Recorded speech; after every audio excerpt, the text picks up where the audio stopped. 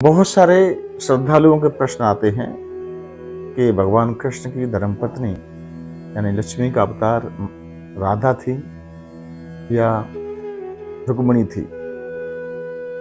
जब तक श्रद्धालुओं के प्रश्नों का उत्तर नहीं मिलता है लॉजिकली, तब तक श्रद्धा पैदा नहीं होती है, और श्रद्धा पैदा नहीं होती है तब तक आस्था नहीं होती है, और आस्था नहीं होती है तो विश्वास नहीं होता है, और विश्वास नहीं होता है तो शक्ति नहीं आती, और शक्ति नहीं आती तो ऊर्जा नहीं आती, ऊर्जा नहीं होती है तो मंजिलों नहीं पहुंचते। यानी आध्यात्म की मंजिल पर पहुंचने के लिए श्रद्धा सबसे छोटी इकाई है, वहीं से कहानी प्रारंभ होती है। सुकरात कहते हैं कि हजारों मील की लंबी यात्रा मात्र एक कदम से प्रारंभ होती है, तो ये वो एक कदम है।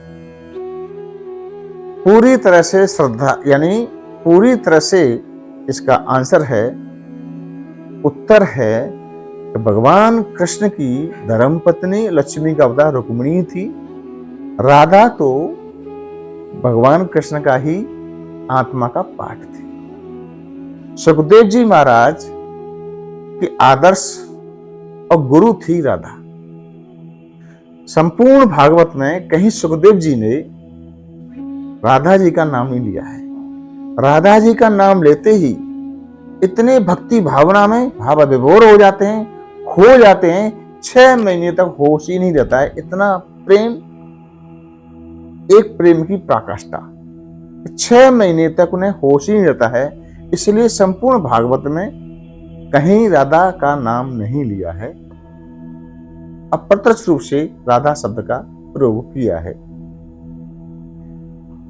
क्योंकि भागवत कथा जो थी मात्र 7 दिन की थी। तो राधा शब्द बोल दिया तो 6 महीने की लिए हम शांति में चले जाएंगे, उस राधा में खो जाएंगे, और खो जाएंगे तो भागवत पूरी नहीं हो पाएगी।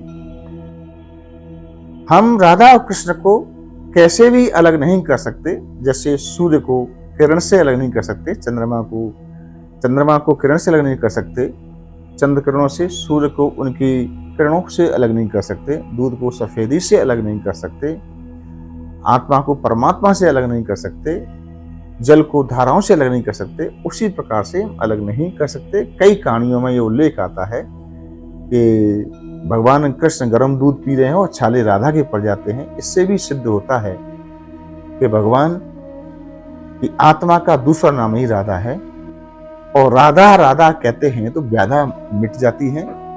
और इस तरह से आपका पूरा प्रश्न का उत्तर मिल गया।